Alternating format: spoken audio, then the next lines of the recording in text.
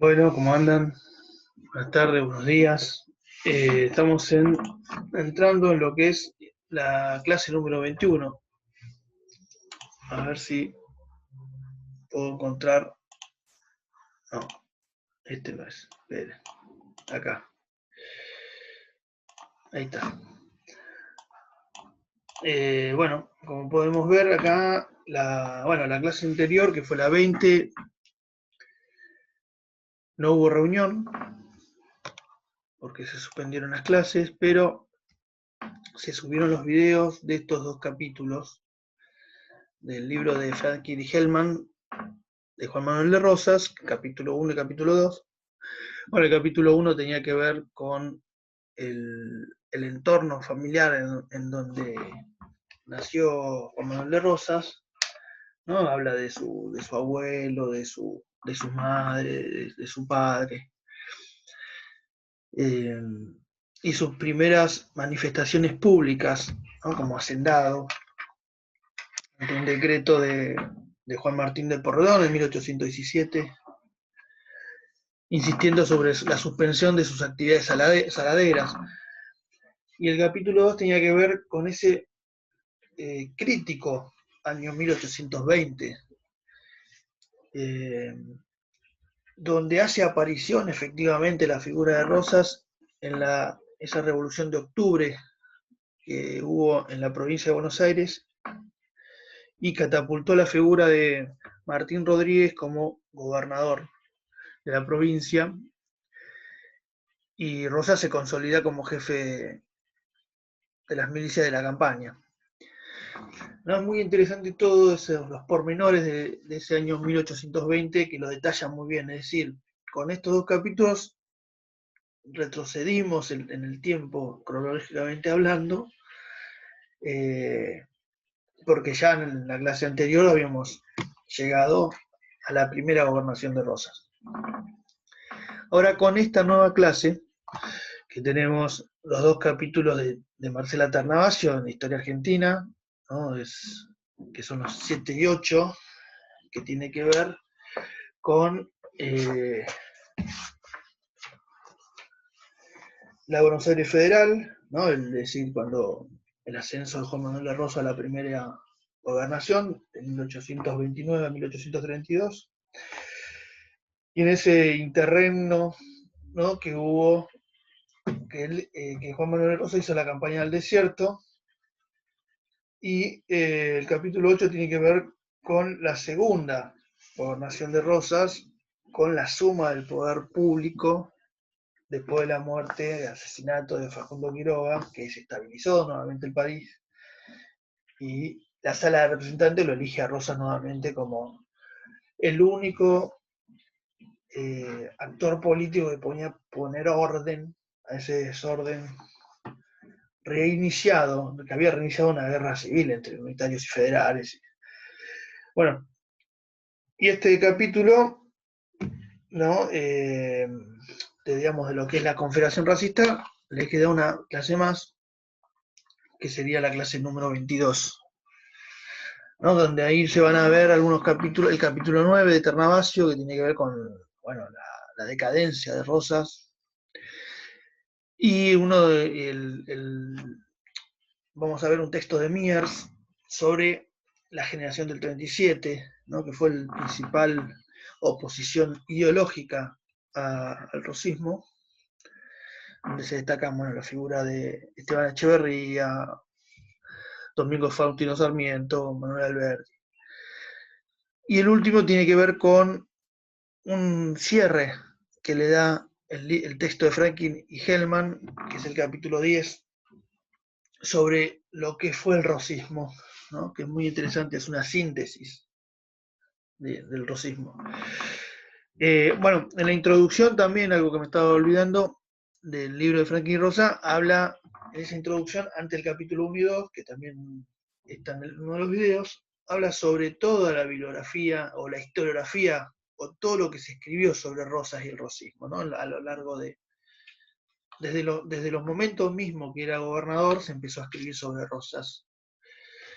Y obviamente después de su caída, los vencedores de Caseros transformaron la figura de Rosas en el tirano, en todo lo que la historiografía conoce. Bueno, en este video vamos a hablar de el capítulo número 7 de la Revolución del Voto de Marcela Tarnavasio, que tiene que ver con la composición de la Sala de Representantes entre 1829 y 1835 y las disputas políticas que había dentro del federalismo, ¿no? Porque el unitarismo en la provincia de Buenos Aires está prácticamente vencido en 1829, y después del Pacto Federal, ¿no? O después de la derrota de la Liga Unitaria, mejor dicho, donde todas las provincias se unen al Pacto Federal que habían firmado las provincias del litoral en 1831, el unitarismo se exilia, ¿no? De alguna forma. Pero este capítulo tiene que ver con las disputas políticas internas dentro del federalismo, obviamente en torno a lo que fue principalmente las facultades extraordinarias que le habían otorgado a Juan Manuel de Rosas, ¿no? Bueno, a ver si podemos abrir otra cosa, el texto por lo menos. Esto no. Esto es el blog. Para introducirnos en lo que es lo que vamos a... Esta es la clase número 21, dijimos.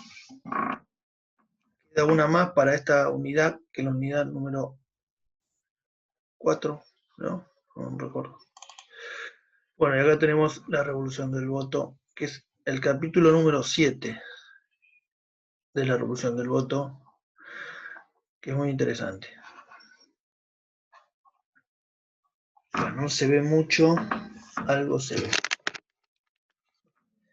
Bueno, federales versus federales, disputa electoral y redefinición del régimen político 1829-1835.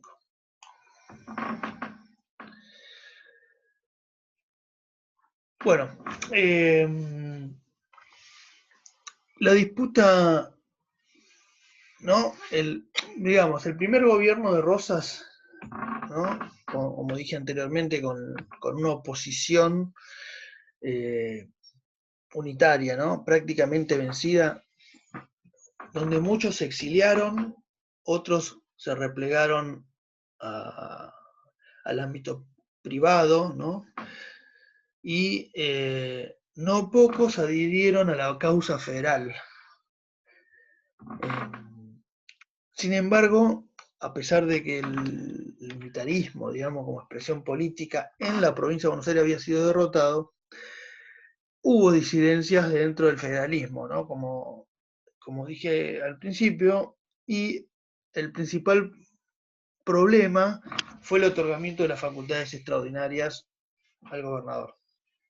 Entonces, Tarnavasio dice, primero cataloga lo que hace, da una definición del rosismo, ¿no? Dice que el régimen rosista no fue un producto de la aplicación de un proyecto que estaba pensado de antemano, ¿no? Sino dice que fue un proyecto que se fue constituyendo gradualmente. Bueno, en cuanto a las facultades extraordinarias, quienes la propiciaban, ¿no? Lo fundamentaban digamos, diciendo que había una amenaza de orden interno. Estamos hablando de los apostólicos, ¿no? Los que eran rosistas netos, catalogados como apostólicos por la prensa opositora, ¿no? Y quienes estaban en contra, que también eran federales, pero ellos planteaban que defendían la división de poderes y las libertades individuales, ¿no? Que eran los también llamados los cismáticos, o los lomos negros también, por la prensa apostólica. Lomos negros se llamaban así porque en una de las boletas presentadas tenía la parte de atrás toda negra, y bueno, y desde ahí les quedó el tilde de lomos negros. Bueno, esta discusión que estamos hablando estuvo presente en todo su primer gobierno, en estos años del primer gobierno.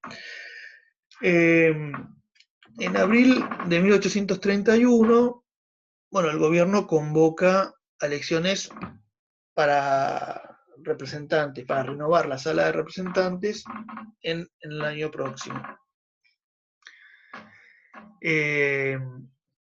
Y obviamente, digamos, a ver, los gobernadores eran elegidos no directamente por los votantes, sino que era elegida por la sala de representantes, era como una elección indirecta, ¿no?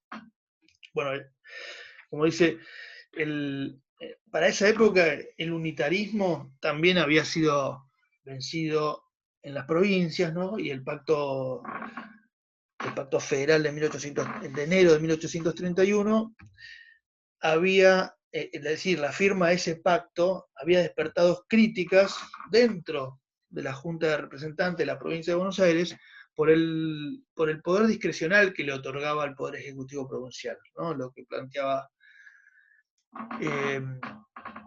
Entonces, esos primeros apoyos incondicionales, ¿no? que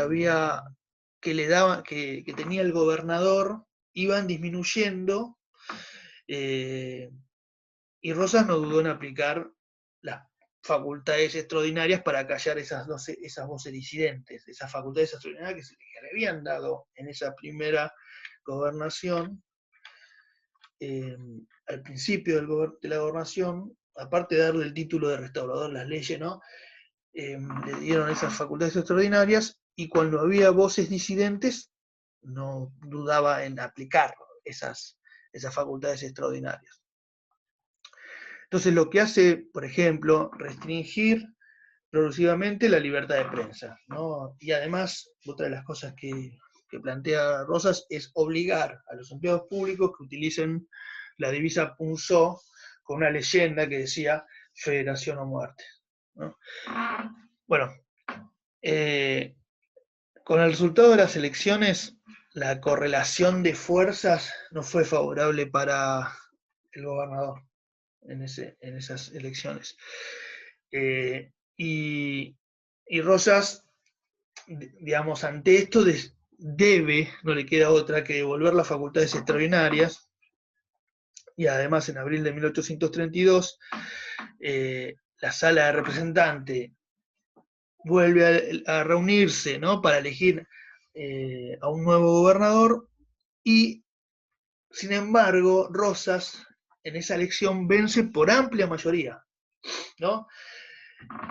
Pero ¿qué pasa? Este se niega a ocupar el cargo de gobernador. ¿Por qué? Por la negativa de otorgar las facultades extraordinarias, ¿no?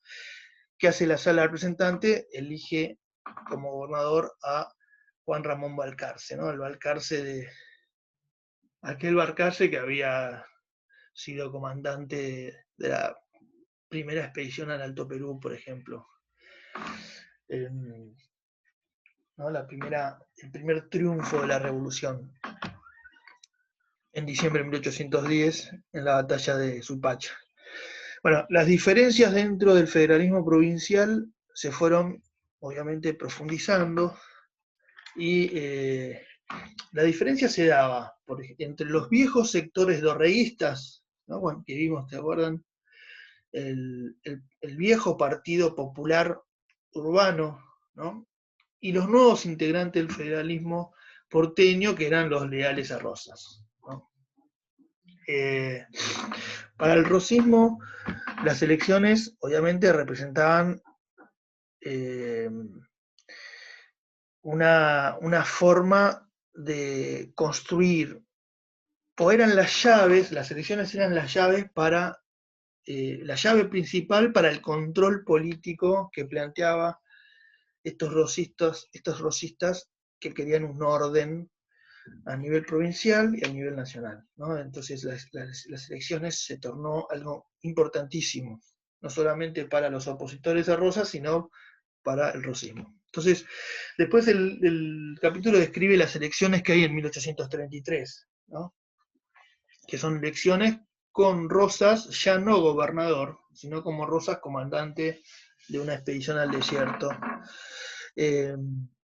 que hizo para conquistar nuevas tierras, ¿no? Una expedición que había para llegar al Río Negro, hasta el Río Negro, llegó hasta, inclusive hasta la isla de Chuelechuel.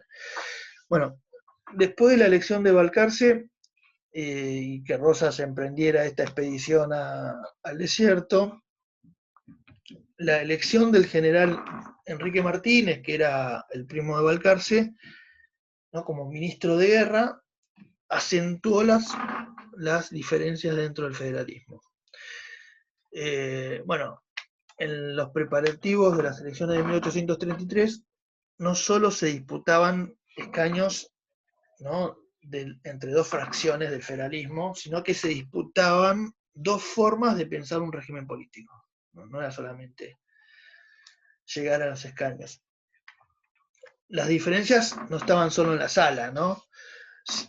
Es decir, las diferencias de posturas entre cismáticos y apostólicos, sino también entre los ministros que tenía el nuevo gobernador. Había algunos ministros que eran leales a Rosas, todavía, ¿no? Y bueno, con Rosas en la expedición al desierto se dificultó, por ejemplo, la tarea de acordar una lista única, como se venía manejando, y que lo planteaban los federales, pero también entre las dos fracciones, ¿no? Era difícil conformar una lista pensada entre estas dos fracciones. Entonces empezaron a circular todo tipo de listas. Ternavagio habla de que hubo circulando aproximadamente 24 listas con nombres que se repetían en una o en la otra, inclusive con el nombre de Juan Manuel de Rosas como integrante de la sala de representantes. Pronto, el rosismo logró acordar una lista unificada, ¿no?, para las elecciones de abril de 1833, pero sin embargo lo que cuenta el texto es que esta lista fue traicionada por el ministro de Guerra, ¿no?, Enrique Martínez, y se terminó votando una lista que era para nada favorable para el rosismo, ¿no? Además, algo que se utilizaba en la época, ¿no? El ministro de Guerra supo movilizar a la plebe, ¿no?, para que vayan a votar. Y bueno, nada, el acto electoral se realizó en un clima de importante agitación, ¿no?, de mucha violencia, y como les decías anteriormente, Rosas fue elegido para integrar la sala de representantes, pero desde el desierto él se negó, renunció a su banca. En junio hubo nuevas elecciones para completar la representación, ¿no? Y los rosistas ahí se dieron la tarea de una militancia importante y pusieron, por ejemplo, su cuartel general en la casa de Encarnación Oscurra, ¿no?, que era la esposa del ex gobernador. Y ahí los apostólicos supieron movilizar a la plebe, ¿no? Hubo disturbios, violencia. Entonces el gobernador lo que hace es decidir la suspensión el gobernador Balcarce, ¿no?, decidir la suspensión de los comicios, ya que obviamente creía que una segura derrota, ¿no? Y esto provoca la furia de los rosistas. Uno de los temas principales de la propaganda proselitista en esa campaña electoral fue la cuestión de la constitución provincial, ¿no?, un tema candente. Entonces, la cuestión constitucional, el rosismo sabía que este era un tema en la agenda de los cismáticos, ¿no? Entonces lo que hace es proponer un proyecto constitucional, ¿no?, con, digamos, netamente rosista. Por ejemplo, a ver si yo me había marcado acá, la página 195, donde empieza la cuestión constitucional, hay una carta de Manuel Massa, que describe a Rosas la situación política, ¿no?, que había, y dice: la opinión de la Constitución es un torrente que está tan difundido que no hay dique en lo humano capaz de contenerlo, ¿no? Porque el rosismo se venía oponiendo al dictado de una constitución provincial y nacional. Él proponía otro tipo digamos, de pactos. Ahora vamos a profundizar en eso. Entonces, la opinión de la Constitución es un torrente que está tan difundido que no hay dique en lo humano capaz de contenerlo. Por manera que o nos precipita y nos hunde, o lo seguimos. Por lo tanto, ante esto, el rosismo piensa en presentar su propio proyecto constitucional. Bueno, los cismáticos elaboraron otro, ¿no? Pero en esos momentos ocurre lo que se llama la Revolución de los Restauradores, que está bien explicado en el texto de Ternavasio, ¿no? El gobierno de Balcarce lo que propuso es acallar un diario que se llamaba El Restaurador de las Leyes, ¿no? Y el rosismo supo aprovechar la situación movilizando a la gente que querían acallar al restaurador de los derechos, es decir, a Juan Manuel de Rosas, o apresarlo, y esto provocó una agitación popular que hizo caer el gobierno de Balcarce, ¿no? Entonces, en ese contexto de lucha política, donde había dos proyectos constitucionales en pugna, se produce la revolución de los restauradores y la caída de Juan Manuel Balcarce. La Sala de Representantes elige como gobernador a Juan José Viamonte y la situación o la correlación de fuerzas siguió siendo favorable para este sector de lomos negros o cismáticos y no favorable para el sector del rosismo o de lo que son los apostólicos, ¿no? Entonces, el proyecto, por ejemplo, el proyecto constitucional de los cismáticos establecía algo así como una duración del Ejecutivo por 3 años, ¿no? Con la prohibición de ser reelegido hasta después de 6 años, es decir, 2 mandatos una vez terminado su mandato, y lo principal es que ponía, digamos, prohibía investir al gobernador de facultades extraordinarias, ¿no? En cuanto a la condición de ciudadanía, otra cosa también, restringía el derecho al voto a la plebe, ¿no? Porque obviamente los cismáticos sabían del apoyo popular que tenían los apostólicos y sabían cómo movilizar a esa plebe. Entonces, lo que se disputaban las dos fracciones del federalismo eran, ¿no? Y acá están las diferencias que están bien claras, dicen, para los cismáticos, constitución, para los apostólicos tenía que haber una práctica pactista, ¿no? Para los cismáticos, supremacía del poder legislativo, para los apostólicos, supremacía del poder ejecutivo por encima del legislativo. Para los cismáticos tenía que haber diferentes candidaturas y para los federales arreglar una lista única, ¿no? Entonces, eso es lo que se estaba en juego en la provincia de Buenos Aires entre ellos. También los cismáticos se jugaban a intentar restringir a los sectores populares el derecho al voto, como dije anteriormente, y con ello ellos decían que eso provocaba disturbio en los comicios, ¿no? Pero en realidad, de fondo, había que los cismáticos sabían muy bien que la plebe de alguna forma estaba apoyando últimamente a los apostólicos. ¿Cuál fue la respuesta del rosismo ante esta coyuntura? Fue el terror a través de la Sociedad Popular Restauradora, ¿no? Creada por el rosismo. Entonces la violencia fue ganando las calles y Viamonte también debió renunciar. ¿Y qué hace la legislatura? Elige nuevamente a Rosas, pero como antes también no le daban las facultades extraordinarias, también se negó a ocupar el cargo. Entonces, ¿qué hace la Sala de Representantes? Elige a Massa, que era un hombre de Rosas, como nuevo gobernador, pero el asesinato, lo eligen en 1834, ¿no? Pero el asesinato de Juan Manuel de Rosas, que fue en febrero de 1835, precipita, digamos, o pone de nuevo en una situación muy difícil e inestable la situación política en la Confederación Argentina, y ahí es cuando la Sala de Representantes le otorga a Rosas no solamente la gobernación, no solo las facultades extraordinarias, sino también la suma del poder público, ¿no? Y ahí comienza la segunda gobernación de Rosas.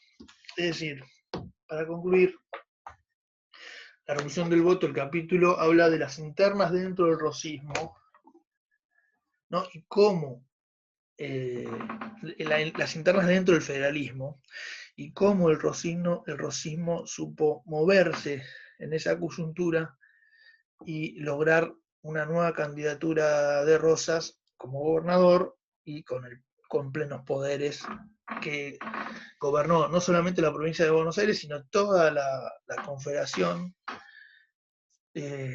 Argentina hasta su caída en 1852 después de la batalla de Caseros. Bueno, eso era el texto cortito para, para la clase de hoy. Martín Felice seguramente va a subir los otros dos capítulos, ¿no? Que es el capítulo 7 y 8 de Marcelo Ternacio. Bueno, nos vemos.